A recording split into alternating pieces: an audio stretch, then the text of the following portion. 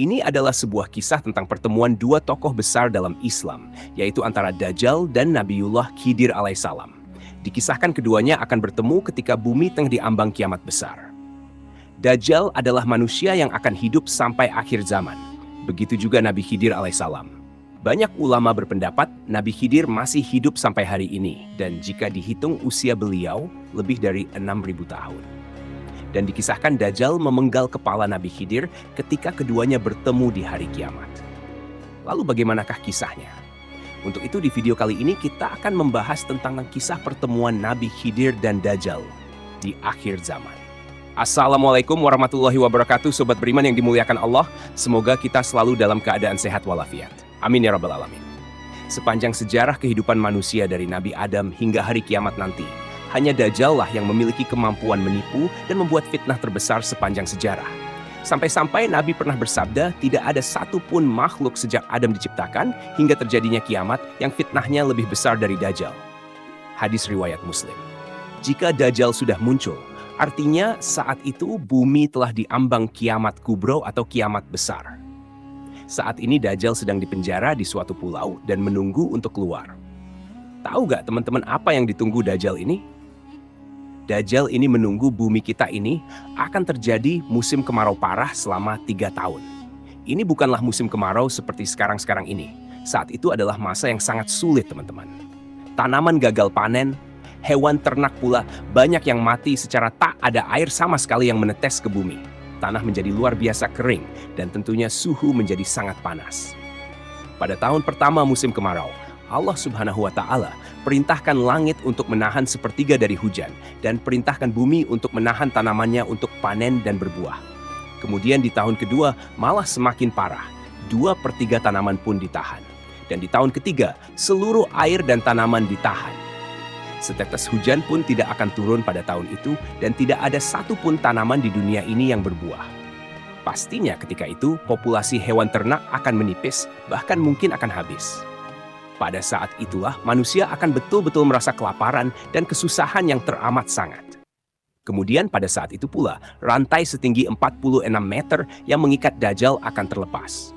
Lalu Dajjal akan keluar di suatu tempat yang bernama Isfahan. Kalau kita lihat di peta modern sekarang, tempat itu berada di negara Iran. Nanti pas Dajjal ini pertama-tama keluar, dia akan mengaku sebagai orang saleh. Kemudian banyaklah pengikut dia, termasuk orang-orang Islam.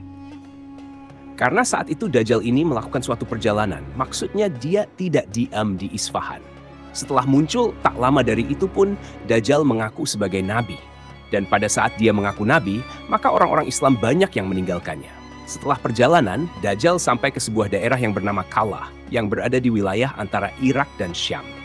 Barulah saat itu dia mengaku sebagai Tuhan pemilik surga dan neraka. Ada setidaknya 7 golongan yang ikut Dajjal pada saat itu, yaitu orang-orang Yahudi, pelaku bidah, setan dari bangsa jin, kaum Khawarij, atau kelompok yang mudah mengkafirkan orang lain. Kemudian budak hawa nafsu, orang-orang yang melakukan maksiat, dan yang terakhir zaman alias wanita yang punya keimanan setipis kertas. Buat wanita agak bahaya nih teman-teman.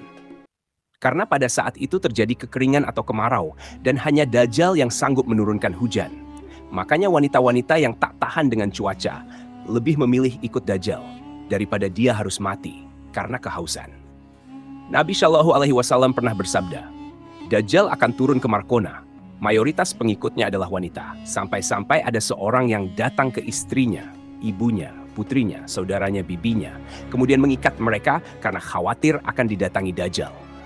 Untuk dia menebar fitnah sekaligus mencari pengikut. Hanya 2 kota saja yang Allah Subhanahu wa Ta'ala lindungi supaya Dajjal dan para pengikutnya tidak bisa masuk, yaitu Mekah dan Madinah. Dan hebatnya lagi teman-teman, Dajjal mengelilingi seluruh bumi hanya dalam waktu 40 hari saja.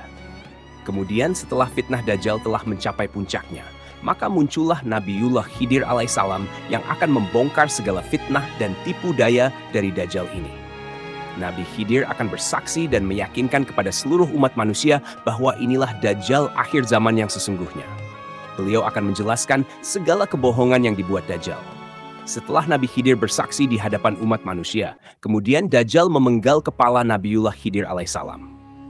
Lalu setelah melakukan itu, Dajjal memamerkan seluruh kekuatannya kepada umat manusia dengan maksud untuk merapuhkan keyakinan mereka atas persaksian Nabi Khidir tadi dan untuk lebih meyakinkan lagi kepada orang-orang.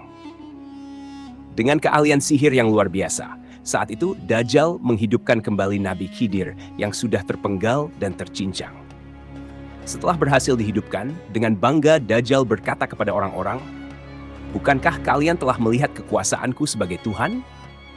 Maka semakin yakinlah ketika itu orang-orang yang telah mengikuti Dajjal, mereka jadi betul-betul percaya bahwa Dajjal yang ada di hadapan mereka itu adalah Tuhan.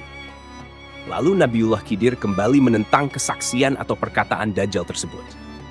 Beliau berkata, "Wahai umat manusia, dia tidak akan melakukan hal seperti ini kepada seorang pun setelah aku." Kemudian Dajjal memenggal lagi Nabi Khidir untuk yang kedua kalinya. Namun atas izin dari Allah Subhanahu wa Ta'ala, ketika itu Dajjal tidak mampu membunuhnya dengan cara yang sama. Bahkan pedang atau gergaji pun tidak sanggup untuk membunuh Nabiullah Khidir alaihissalam. Kemudian dikisahkan, Dajjal pun melemparkan Nabi Khidir ke neraka.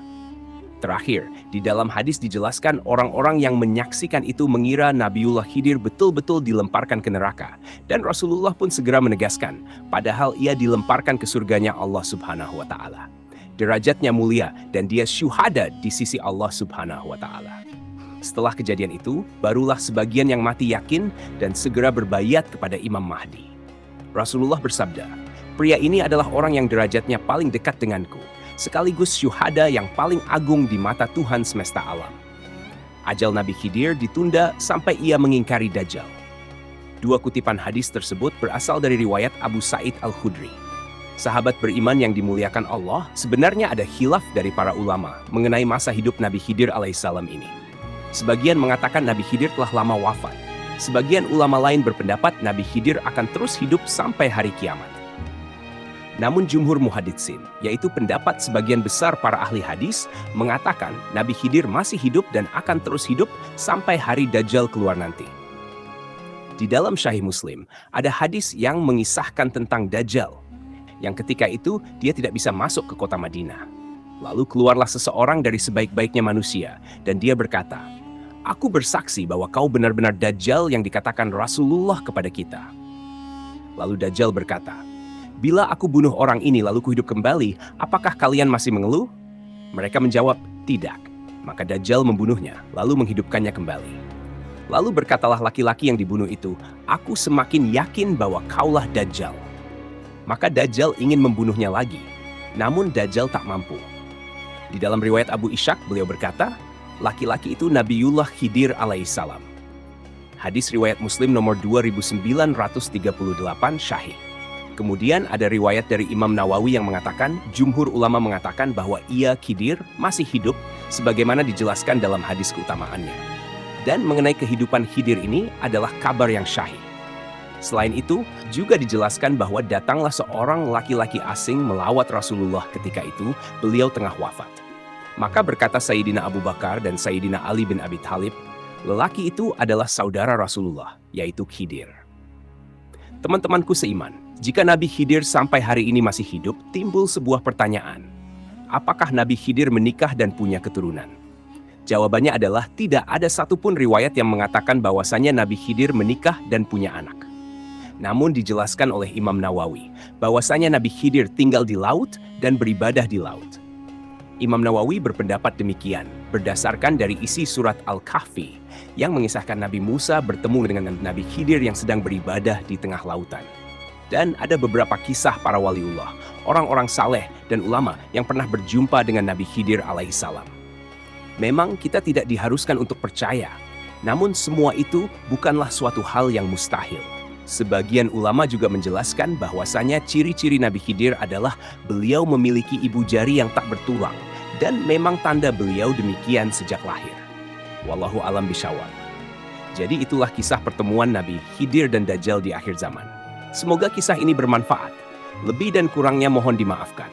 Yang benar datangnya dari Allah Subhanahu wa Ta'ala.